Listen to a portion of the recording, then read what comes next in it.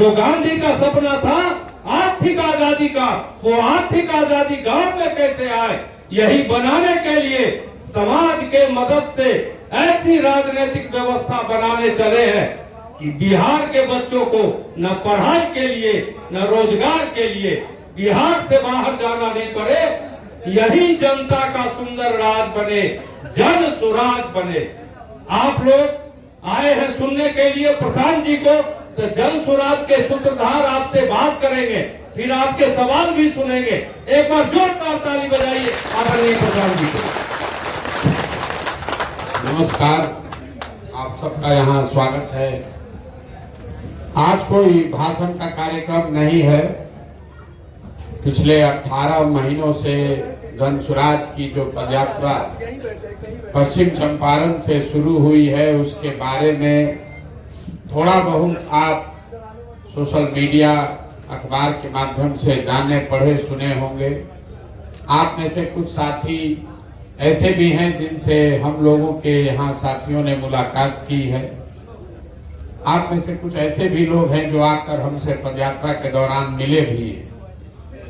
पदयात्रा अभी सहरसा में है और अररिया पहुंचने में कम से कम हमको 3 महीने और लगेंगे, क्योंकि सहरसा के बाद हम लोग मधेपुरा में जाएंगे, उसके बाद सुपौल जाएंगे, सुपौल के बाद अररिया में आएंगे। लेकिन जैसे जैसे लोग इससे जुड़ते जा रहे हैं, उनके अपने सवाल भी हैं। आप अपने सवालों का जवाब कई बार हमारे साथियों के माध्यम से आपको मिलता है, कई बार आप YouTube वगैरह देखते हैं, उससे पता चलता है।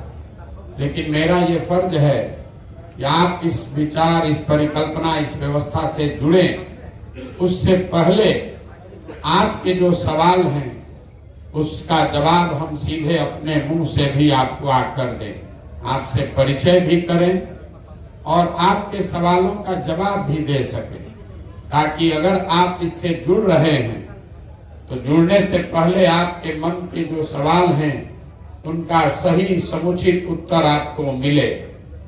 इसके पीछे ये भी सोच है कि अगर आपको ये सवालों का जवाब नहीं मिलेगा, आप जाइएगा समाज में किसी को कहने कि भैया जन सुराज बहुत अच्छा विकल्प है, इससे जुड़ो, अब आदमी आपसे भी सवाल कर सकता है, आपके पास उसका जवाब होना चाहिए। तो अभी का जो ये सत्र है वो इसीलिए हम लोग पदयात्रा के बीच से एक दिन निकालते हैं कि आगे के जिलों में जहां पर बड़ी संख्या में लोग जन सुराज की परिकल्पना से जुड़ गए हैं, उनसे जाकर मुलाकात करें, आपके सवालों का जवाब दें, ताकि आप सोच समझकर आगे के बारे में निर्णय ले सके।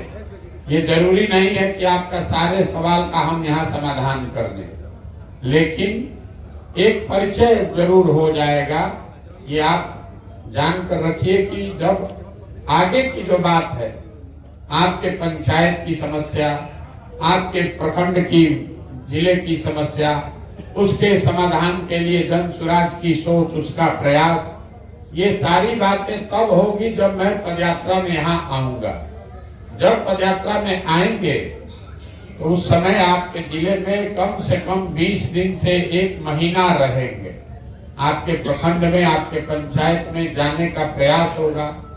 अगर हम अपने व्यक्तिगत तौर पर नहीं भी पहुंच पाए तो भी हमारे साथ रास्ता में, पदयात्रा में जो साथ में लोग हैं, वो ये इस बात को सुनिश्चित करते हैं कि जिले का कोई भी गांव, कोई भी मोहल्ला छूटे नहीं। इसीलिए आप देख रहे हैं कि 18 महीना में हम लोग सिर्फ 14 जिला ही कर पाए। एक एक जिला में 1 महीना, 1.5 महीना, 2-2 महीना रहते। इस पदयात्रा में कोई किलोमीटर और दिन निश्चित नहीं है, चाहे 2 बरस लगे कि 3 बरस लगे। इसका उद्देश्य निश्चित है और उस उद्देश्य को पूरा करने में जो भी समय लगे, जितना परिश्रम करना पड़े, वो करने का प्रयास है। तो जब अररिया हम लोग आएंगे तो मैं और मेरे साथ करीब करीब 500 लड़के जो साथ में हमारे रहते हैं, काम करते हैं, पदयात्रा करते हैं, वो ये सुनिश्चित करेंगे कि अररिया के हर पंचायत, हर गांव तक पहुंचा जाए, आपके घर तक पहुंचा जाए, आप जिसको बताएं उस तक बात पहुंचाई जाए, ताकि अररिया के लोग जन स्वराज की सोच से वाकिफ हो सके, इससे जुड़ सके और इसको आगे बढ़ाने में अपना कंधा लगा सके। आज मेरा काम सिर्फ अपना परिचय कराना है। मेरा नाम है प्रशांत किशोर। मेरा नाम प्रशांत कुमार नहीं है, प्रशांत किशोर नाम है। मेरा घर है सासाराम जिला।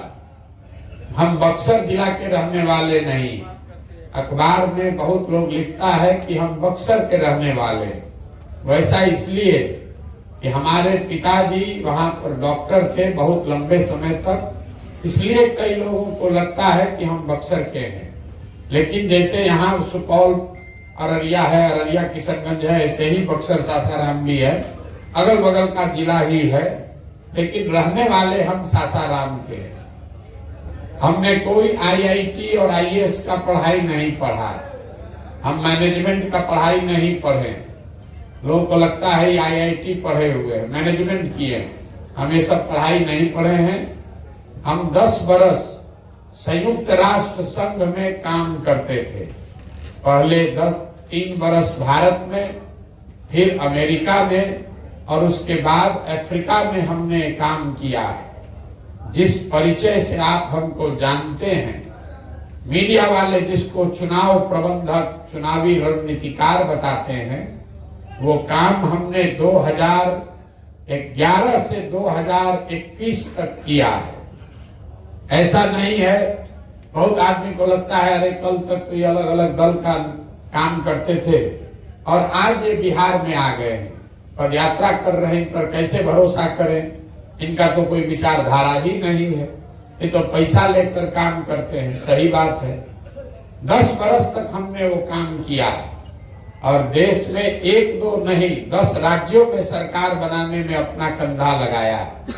लेकिन 10 बरस वो काम करने के बाद 2 मई 2021 को हमने ये घोषणा की है सरकार आधिकारिक तौर पर कि अब जीवन में हम किसी दल और नेता के साथ काम नहीं करेंगे। ऐसा क्यों? उसी काम को करके इतना नाम, इतना शोहरत, पैसा सब कमाए हैं। उस काम को क्यों छोड़े?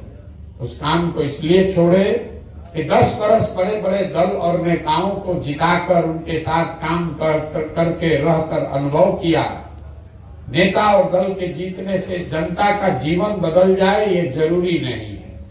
बिहार में 2015 में महागठबंधन की सरकार बनाने में हमने कंधा लगाया, लेकिन इसका मतलब ये नहीं है कि बिहार की दशा सुधर गई। बंगाल में ममता बनर्जी जी को जिताया, लेकिन इसका मतलब ये नहीं है कि हम खड़ा होकर दावा कर सकते हैं कि बंगाल में बहुत अच्छी सरकार चल रही है। मोदी जी को जिताने में हमने कंधा लगाया, लेकिन हम ये दावा नहीं कर सकते हैं कि मोदी जी से सब लोग खुश है। इसीलिए उस काम को हमने छोड़ दिया है। बहुत आदमी कहता है आप ही ये सब पखेड़ा खड़ा किए, तो पहले काम किए थे, अब काहे ये कर रहे हैं? तो मेरे भाई ऐसा है, हम कोई प्रधानमंत्री मुख्यमंत्री के लड़के नहीं हैं। हमारी पहचान हमारा काम ही है। जो काम हमने किया है वो सही है, गलत है, अपने बुद्धि से, अपने परिश्रम से, अपनी ताकत से किया है। किसी का चोरी नहीं किया है, डाका नहीं डाला है। इसी बिहार के साधारण परिवार से निकल के पूरे देश में बड़े बड़े दल और नेताओं को अपना लोहा मनवाया। बहुतों को नहीं पता है, हमारे अपने बाबा इसी बिहार में मजदूर थे, बैलगाड़ी चलाते थे। उनको 7-8 को बच्चा था। लोग कहता है बड़ा गरीब है। हमारे बाबा के 7-8 बच्चे थे, किसी को पढ़ाने का पैसा नहीं था। सब लोग मिलके मजदूरी करके हमारे बाबूजी को पढ़ाया। एक हमारे बाबूजी पूरा परिवार में डॉक्टर बने। बाबूजी ने हमको पढ़ाया। हम आज आपके सामने खड़ा होकर भाषण दे रहे हैं। तो हम किसी मुख्यमंत्री के लड़के नहीं हैं। आप यहाँ इसलिए आए हैं कि हमारे 10 साल के काम से आप हमसे परिचित हैं। नहीं तो इसी अररिया से हम पैदल जाएंगे, कोई हमको नहीं पूछेगा। हम अगर मुख्यमंत्री के लड़के होते तो हमको काम करने की जरूरत नहीं है। लेकिन जब क्षमता हो गई, जब ऐसा लगा कि हमारे पास वो साधन व्यवस्था बन गई है, तब ये तय किया है कि अगर बिहार में जन्म हुआ है तो इस मिट्टी का कर्ज अदा करने के लिए कोई खड़ा हो या न हो, मैं अपने खड़ा होकर प्रयास करूंगा। इसलिए ये प्रयास शुरू किए। और हमारे जीवन में 20 साल का जो मेरा अनुभव है, देश विदेश राजनीति में, संयुक्त राष्ट्र संघ में जो कुछ भी हमने सीखा समझा, वो सब का निचोड़ है जन सुराज। ये हमने अध्ययन किया, शोध किया, पाया कि अगर बिहार में व्यवस्था बदलनी है तो दल बनाकर चुनाव जीतने से व्यवस्था नहीं बदलेगी। जन सुराज जीतेगा कि नहीं जीतेगा, 2015 में तो हम बिहार जीत गए थे, 7 निश्चय बनवा दिए, बिहार विकास मिशन की स्थापना भी करा दी, लेकिन उससे बिहार नहीं सुधरा।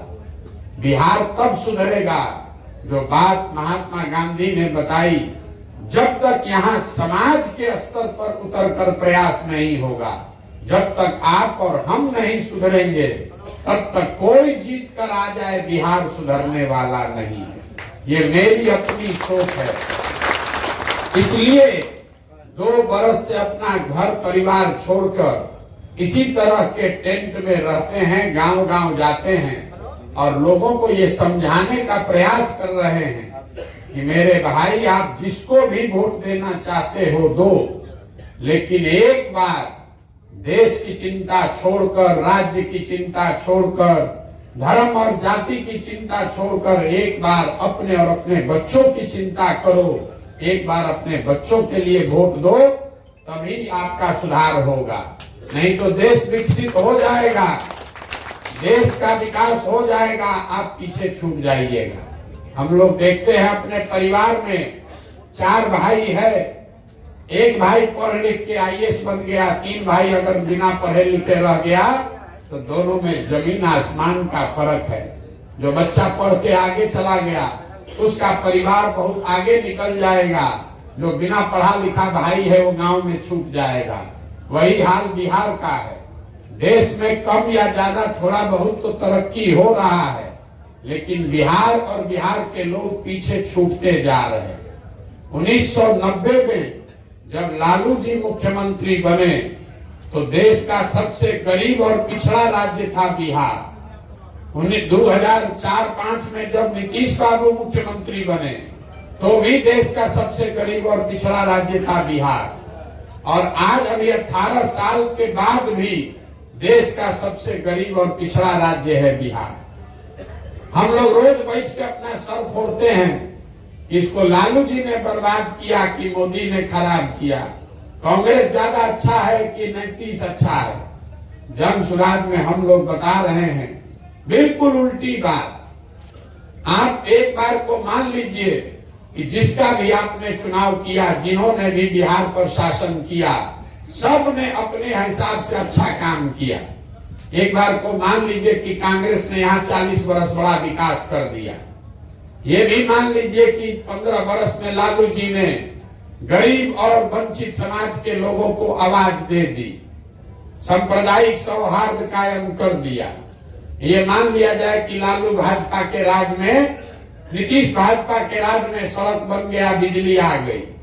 लेकिन अगर सबके बात को सही मान भी लिया जाए तो भी इस बात से कोई इनकार नहीं कर सकता है कि बिहार आज भी देश का सबसे गरीब, सबसे पिछड़ा, सबसे ज्यादा अशिक्षित, सबसे ज्यादा बेरोजगारी और पलायन वाला राज्य है। तो अगर ये बात है तो कोई न तो कोई कारण ऐसा है जो हम लोग के समझ में नहीं आ रहा है। बहुत आदमी को लगता है कि बिहार में सब कुछ जाति पर आधारित है, इसलिए हम लोग पीछे। हम आपको बता रहे हैं, हमने देश भर में काम किया, ये बात सिरे से गलत है। ऐसा नहीं है कि बिहार में जाति है, उत्तर प्रदेश, गुजरात, कर्नाटक में जाति नहीं है, वहां पर भी इतना ही जाति है। हम चुनाव आंध्र प्रदेश में भी कराए हैं, तमिलनाडु, गुजरात में भी कराए हैं। जितनी जाति की महत्ता बिहार में है उतना ही गुजरात और आंध्र प्रदेश में भी है। ये आपके मन में बैठा दिया गया है। आप हम हमेशा एक उदाहरण देते हैं। आपको लग रहा है कि सब आदमी बिहार में जाते पर वोट दे रहा है, इसीलिए बिहार का सुधार नहीं हो रहा। तो जरा आप बताइए, पूरे बिहार में एनडीए का 39 सांसद जीता है। जिससे पूछिए वो कहता है कि सांसद को वोट नहीं पड़ा है, मोदी जी को देखकर लोग वोट दिए हैं। तो मोदी जी के जाति का तो बिहार में एक आदमी भी नहीं रहता है। अगर हर आदमी जाते पर वोट दे रहा है तो मोदी जी को वोट दे कौन रहा है? इसका मतलब है कि लोग जात के अलावा भी अलग मुद्दा है उस पर वोट कर रहे हैं। यहाँ हमारे मुसलमान समाज के लोग बैठे हैं, ये लोग आंख बंद करके 30 वर्ष से लालू जी को वोट दे रहा है। लालू जी इनके जाति के नहीं है। ये लालू जी से ये लोग खुश है, ये भी बात नहीं है। ये लालू जी को सिर्फ इसलिए वोट देता है कि भाजपा से इनको डर इतना है, भाजपा को दे नहीं सकते हैं तो लालटेन का बटन दबा रहे हैं। तो बिहार का अगर आप ध्यान से अध्ययन कीजिएगा तो आपको पता चलेगा कि पिछले 40 वर्ष में ज्यादातर चुनाव में सिर्फ 4 मुद्दे पर लोगों ने वोट किया है। पहला मुद्दा है जाति। जाति के आधार पर एक बड़ा वर्ग यहाँ मंडल के बाद उसने जाति के नाम पर वोट किया है। लेकिन दूसरा मुद्दा है धर्म, राष्ट्रवाद, विचारधारा, हिंदू मुसलमान। जो जाति से बचा वो धर्म के नाम पर भाजपा को, मोदी जी को वोट दे रहा है। आपने देखा 2019 में सब लोग पुलवामा राष्ट्रवाद के नाम पर जाकर वोट दिए। ये दोनों से जो बचा, बिहार में हिंदुओं के समाज में एक बड़ा वर्ग है जिसने लालू जी का जंगल राज देखा है। उसको उस दौर का इतना डर है कि जैसे मुसलमान भाजपा से डरता है, वैसे ही हिंदुओं का एक बड़ा समाज लालू जी के डर से जाकर भाजपा को वोट करता है। उसको भाजपा पसंद है ये जरूरी नहीं है, लेकिन उसको लगता है कुछ भी हो जाए लालू जी का राज वापस नहीं आना चाहिए। और चौथा यहाँ मुसलमान है जिसको मालूम है कि दलितों के बाद सबसे ज्यादा बदहाली गरीबी मुसलमानों की है। उसको लालू जी से कोई प्यार नहीं बचा है, लेकिन वो फिर भी लालू जी को वोट देता है क्योंकि भाजपा का डर इतना है। सोचता है यही आदमी है शायद भाजपा को हरा देगा। तो बिहार में यही 4 मुद्दे पर वोट पड़ रहा है। इसको एक शब्द में हम कहते हैं, बिहार में राजनीतिक बंधुआ मजदूरी है। कोई जात के नाम पर बंधुआ मजदूर है, कोई धर्म के नाम पर बंधुआ मजदूर है, कोई लालू के डर से भाजपा का बंधुआ मजदूर है, कोई भाजपा के डर से लालू का बंधुआ मजदूर है।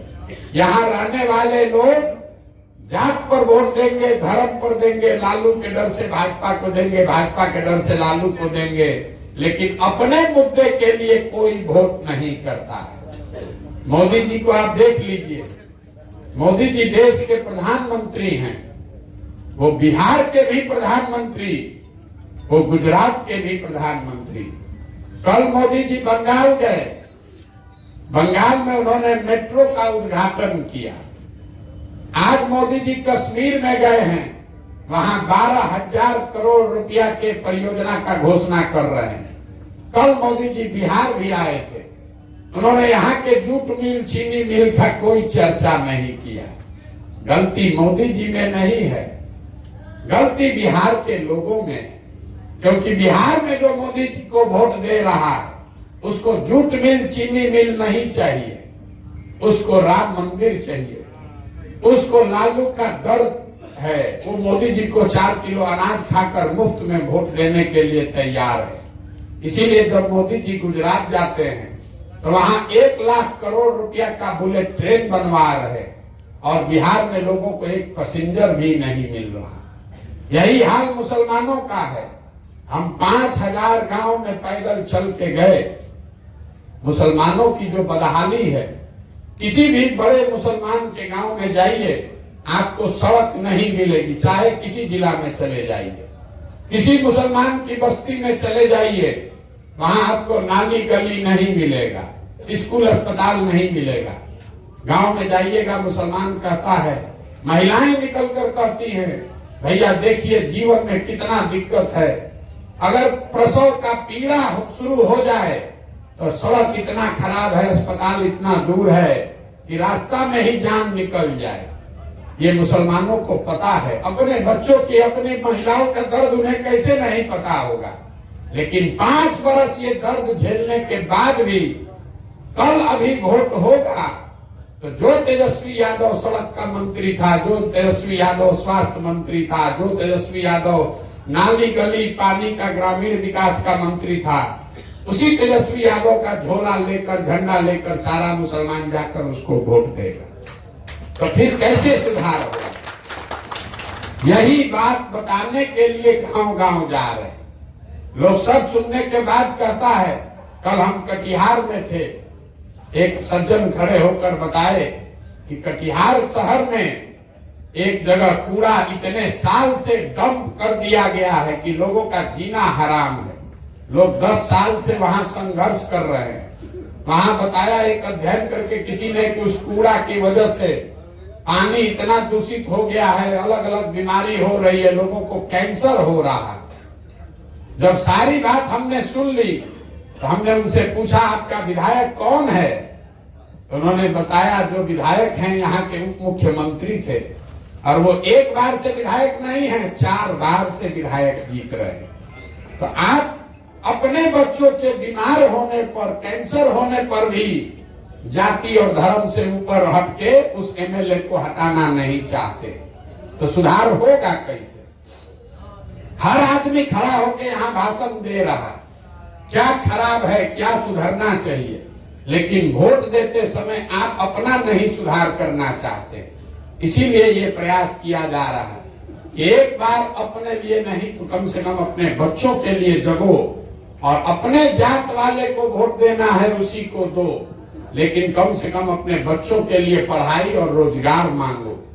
नहीं मांगोगे तो सुधार नहीं होगा। लोग सब सुनने के बाद कहता है कि भैया बिहार में विकल्प नहीं था, अब आप आ गए हैं, आप एगो दल बनाइए और आपके साथ हम लोग खड़ा होंगे, आप बिहार सुधारिए। तो मेरे भाई, दल तो हम बनाए नहीं हैं, लेकिन जन सुराज वही व्यवस्था है। आप कह रहे हैं कि आपके पास विकल्प नहीं है, आप विकल्प क्यों नहीं बनाए?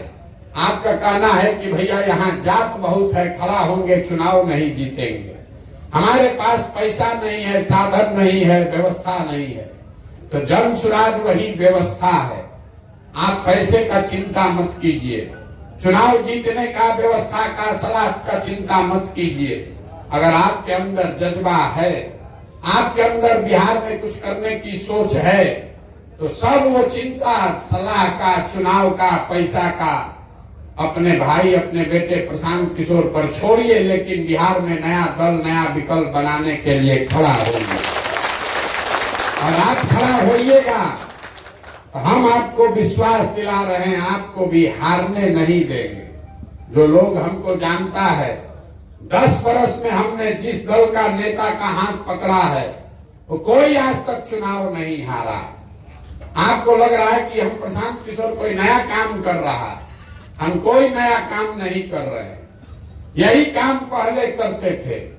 फर्क इतना ही है कि पहले दल को, नेता को सुझाव देते थे, उनको बताते थे संगठन कैसे बनाओ, बूथ का संरचना कैसे करो, उनको बताते थे कौन कपड़ा पहनो, कैसे भाषण दो, कौन नारा लगाओ तब आपका काम बनेगा। अब खाली इतने बदल दिए कि दल और नेता को छोड़ दिए, संकल्प लिए बिहार में गांव गांव में जाकर लोगों को यही सलाह देंगे और उनको संगठित करेंगे। और आप भरोसा रखिए, लोग कह रहा है कि भैया प्रशांत किशोर आए हैं, काम पहले कहा तो टिकेंगे नहीं, बिहार में क्या टिकेंगे, तो बिजनेसमैन है। अभी 18 महीना से जब सुन लिया तो कह रहा है भैया बात तो अच्छा कह रहे हैं, देखिए क्या होता है।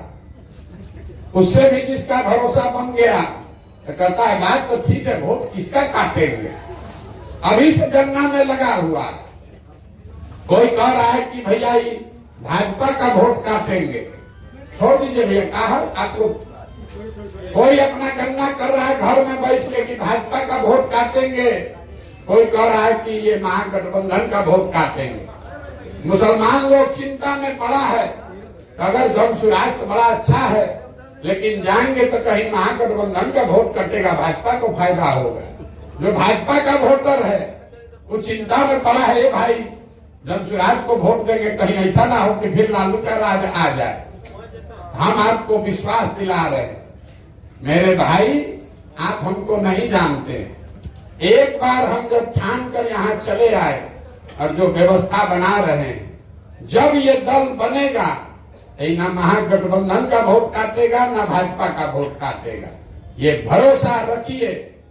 ये एक बार जब खड़ा हुआ तो ना वोट भाजपा का कटेगा ना आरजेडी का, दोनों को काट के साफ कर देगा। कोई नहीं बचने वाला, कोई नहीं बचने वाला। इसका आपको उदाहरण बता देते। हम 5 जिला में चले तो लोग कहा भैया बात तो बड़ा बढ़िया है, चुनाव में इसका कितना असर होगा।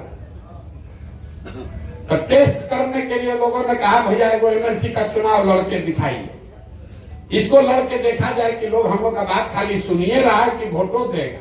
यहाँ बैठा हुआ आदमी भी सोचता है अरे अभी तो लोग सुन न रहा है, देखिए ना वोट के दिन क्या होगा। तो वहां एमएलसी का एक चुनाव लड़ा गया। जब पहला 5 जिला पैदल चले तो वहां एक एमएलसी का चुनाव लड़ा गया। भाजपा का गढ़ है, दोनों चंपारण, गोपालगंज, सिवान और छपरा।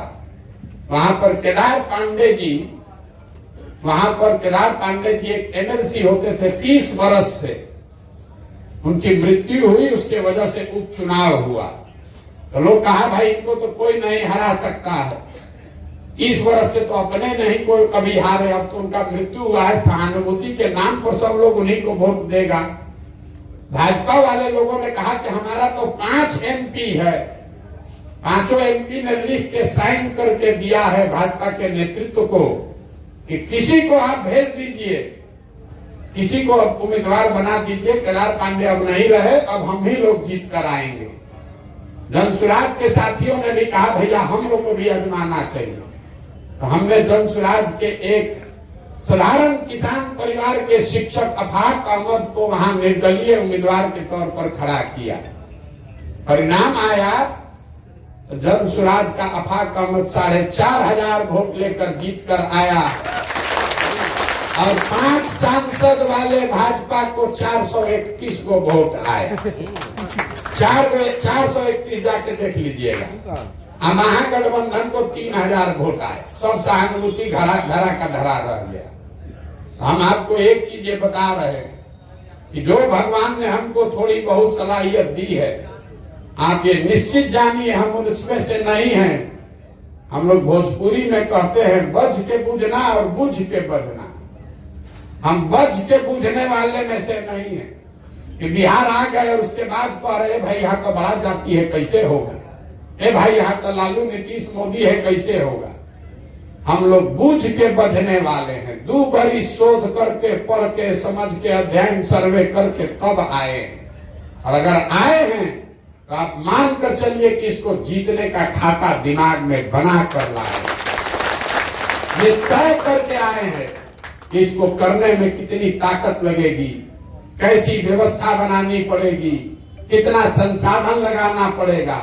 और ये मेरा अहंकार नहीं है, इसलिए नहीं कि हम बहुत अहंकारी हैं कह रहे हैं कि हम जीतेंगे, इसलिए कह रहे हैं कि ऊपर वाले ने, जितने गुरुओं ने, हमारे माता पिता ने सिखाया है कि जिस काम को भी लीजिए उसको पूरी ईमानदारी और मेहनत से कीजिए।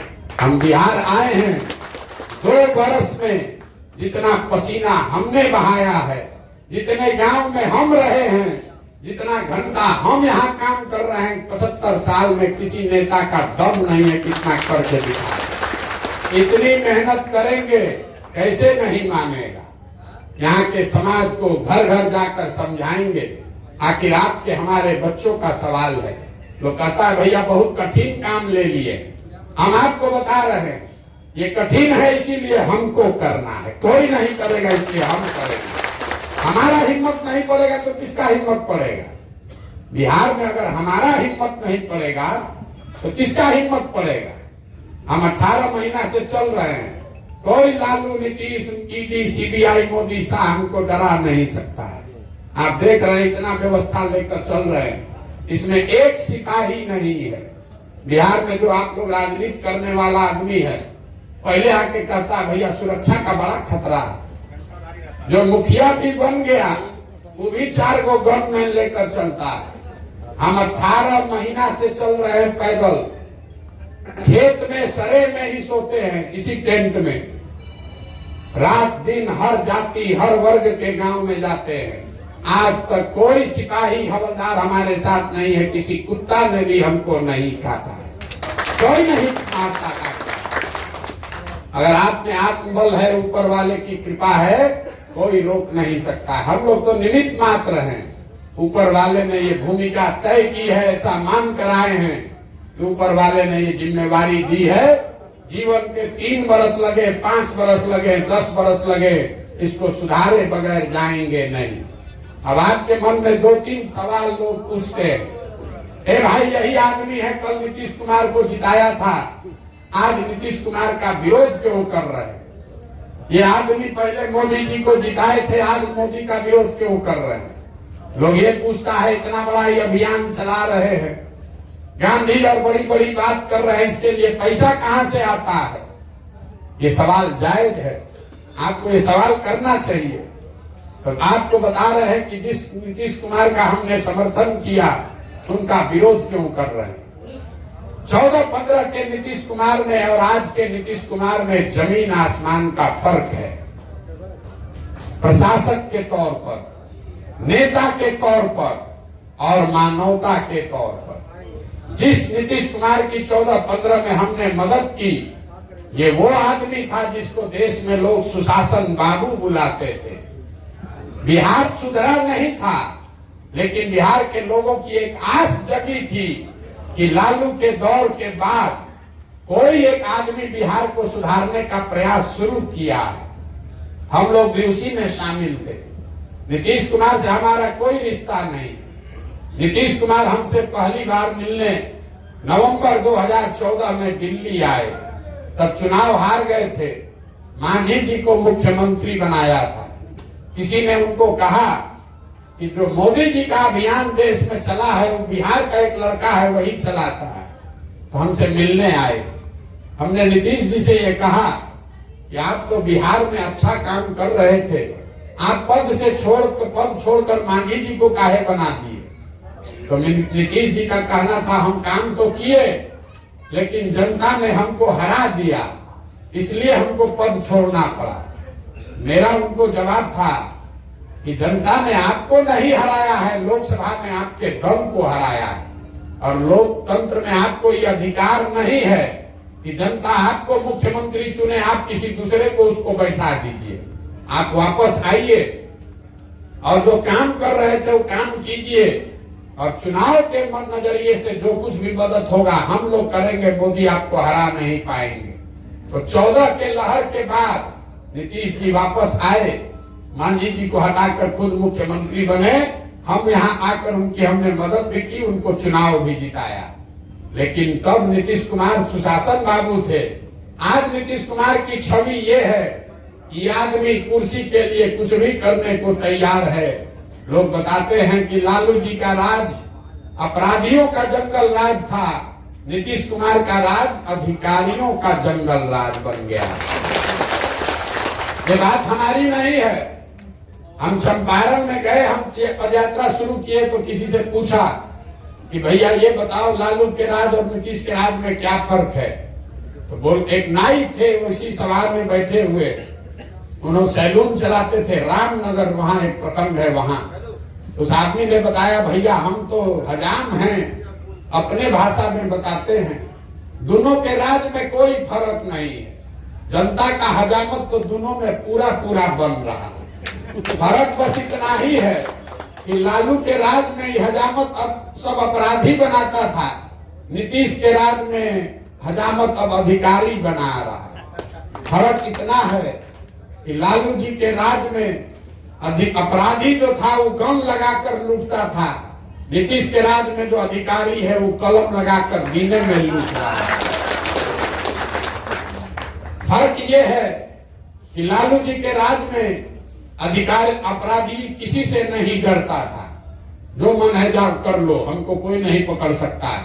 नीतीश के राज में अधिकारियों का वही हाल है, वो कहता है जो करना है कर लो, पैसा तो लेबे करेंगे। तो ये आज नीतीश जी की छवि है, इसलिए उनका विरोध कर रहे हैं। राजनेता के तौर पर 2014-15 में जिस नीतीश कुमार की हमने मदद की, वो आदमी चुनाव नहीं हारा था, उसका दल चुनाव हारा था लोकसभा में। लेकिन राजनीतिक मर्यादा एक चीज होती है जिसकी वजह से उन्होंने अपना पद छोड़ा था। आज नीतीश कुमार जिसका विरोध कर रहे हैं, ये आदमी चुनाव हार गया है। 2020 में सिर्फ 43 विधायक जीत कर आया है पूरे 243 में। फिर भी आप देख रहे हैं कभी कमल पर बैठ के, कभी लालटेन पर लटक के, ये आदमी पद छोड़ने को तैयार नहीं है, इसलिए इनका विरोध कर रहे हैं। और सबसे बढ़ के बात, जिस नीतीश कुमार की 14-15 में हमने मदद की थी, वो नीतीश कुमार थे जब वो रेल मंत्री थे। हम लोग पढ़े थे, यहीं पश्चिम बंगाल गैसल में एक रेल दुर्घटना हुआ, वाजपेयी जी मुख्य प्रधानमंत्री थे, 285 आदमी का मृत्यु हुआ। नीतीश बाबू ने अपने पद से इस्तीफा दे दिया कि 285 आदमी मर गया, हम पद पे कैसे रहेंगे। उस नीतीश कुमार की हमने मदद की थी। आज नीतीश कुमार आप देख रहे हैं, शराबबंदी में हजारों लोग जहरीली शराब से पीकर उनका मृत्यु हो गया।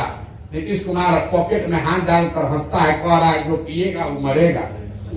कोरोना में पूरे देश पर संकट आया, लेकिन जितना संकट बिहार के लोगों पर आया उतना कहीं नहीं आया। हजारों लोग मर गए, लाखों बच्चे महीनों महीना पैदल चल के आया। नीतीश कुमार अपने बंगले से बाहर नहीं निकले, इसलिए उस नीतीश कुमार का विरोध कर रहे हैं। और जो जितने लोगों को लगता है कि पहले मोदी का मदद किए, पहले नीतीश का मदद किए, आज विरोध क्यों कर रहे हैं, मेरे भाई आपको एक सीख देना चाहते हैं। आप लोग सब लोग संविधान और लोकतंत्र को आज तक समझे ही नहीं। संविधान में, लोकतंत्र में 5 वर्ष पर चुनाव की व्यवस्था क्यों बनाई गई है? 5 वर्ष पे काहे चुनाव होता है, 10 वर्ष पर होता। ये 5 वर्ष की व्यवस्था इसलिए बनाई गई है कि जिस व्यक्ति, जिस दल, जिस विचारधारा पर भी आपका यकीन है, आप उसके साथ खड़े होइए, उसको मदद कीजिए, उसको वोट दीजिए। लेकिन ये वोट, ये भरोसा, ये साथ 5 वर्ष के लिए है, जीवन भर की बंधुआ मजदूरी नहीं है। संविधान आपको ये बताता है कि जिस आदमी की आपने मदद की, जिसको वोट दिया, जिस पर भरोसा जताया, अगर उस दल ने, उस नेता ने आपका काम नहीं किया, तो नागरिक होने के नाते आपकी ये जिम्मेवारी है कि जितनी मजबूती से आपने उस नेता दल का साथ दिया है, उतनी ही मजबूती से उसका विरोध भी कीजिए। और अगर नहीं कीजिएगा तो आप तो लोकतंत्र खत्म कर दीजिएगा। 5 वर्ष पर चुनाव का जरूरत क्या है? एक बार आप मोदी जी को वोट दे दिए, अब जीवन भर वही रहे। एक बार लालू जी को दे दिए, अब कभी वोट मत बदलिए, उन्हीं को देते रहिए। इसीलिए बदले हैं। 5 वर्ष में उनको काम करने का अवसर दिया, काम नहीं किए तो अब हमारी जिम्मेवारी है उनको ठोक कर भी दिखाएंगे। बैठाया हमने है तो उतारने में भी कंधा लगाएंगे। दूसरा लोग पूछ रहे हैं भाई पैसा कहां से आ रहा है? ठीक बात है, गांधी जी का फोटो लगा लिए हैं, बड़ी बड़ी बात कह रहे हैं। ये कह रहे हैं कि गरीब से गरीब आदमी भी आकर चुनाव लड़े, हम अपने खर्चा से लड़ाएंगे। तो आखिर इतना पैसा आता कहां से? कितना मुसलमान भाई लोग इनको कह रहा भाजपा वाला पैसा दे रहा। देखिए भाजपा इतना चलाक है, अपना तो लड़िए रहा, हमको भी पैसा दे रहा। मेरे भाई पैसा वहां से आ रहा है जिनको पिछले 10 वर्ष में हमने चुनाव जीतने में, सरकार बनाने में मदद किया है। 1-2 राज्य में नहीं, आज भी देश में 6 राज्य में उन लोगों की सरकार है जिनको जिताने में हमने कंधा लगाया, जिनको मुख्यमंत्री बनाने में हमने कंधा लगाया है। उनको कल चुनाव लगेगा, फिर हमारी मदद लगेगी, न तो कुर्सी बचने वाली नहीं है। पैसा उन लोगों से मांग रहे हैं, नेताओं से नहीं। अगर हम पश्चिम बंगाल चुनाव जिता दिए तो पश्चिम बंगाल में, तमिलनाडु में सैकड़ों ऐसे लोग हैं जो हमारे मुरीद हैं। उनको मालूम है अगर प्रशांत किशोर काम कर रहा है तो इस आदमी में दम है, इसकी कार्यशैली ठीक है, कुछ न कुछ नया खड़ा करेगा, लोग वो मदद कर रहे हैं। मदद बिहार में लोगों से क्यों नहीं ले रहे? क्योंकि बिहार में अगर किसी से पैसा लेंगे तो आदमी अभियान की शुद्धता को बने नहीं रहने देगा। जो पैसा देगा वो कहेगा भैया टेंट हमारे यहाँ लगाओ, खाना हमारे हिसाब से खाओ, टिकट उसको दो जिसको हम कह रहे हैं, हमारे घर पर आकर माला पहनिए, हम आपका स्टेज लगाएंगे। इसीलिए हमने ये व्यवस्था बनाई है कि जब तक ये अभियान चलेगा तब तक किसी से 1 रुपया भी नहीं लेना है। जो हमारी 10 साल की पूंजी है, जो हमारी साख है, उसी साख के आधार पर ये पैसा लेकर आएंगे ताकि बिहार में पहले सही लोगों की एक व्यवस्था, एक दल खड़ी हो जाए। लेकिन जब दल बन जाएगा तब दूसरे से पैसा मांगने की जरूरत नहीं है। तब हम एक व्यवस्था बिहार में बना रहे हैं। आप अपने घर में बैठ के मोबाइल के जरिए जन स्वराज की इस व्यवस्था को बैंक के माध्यम से 100 रुपया 200 रुपया भेज पाएंगे।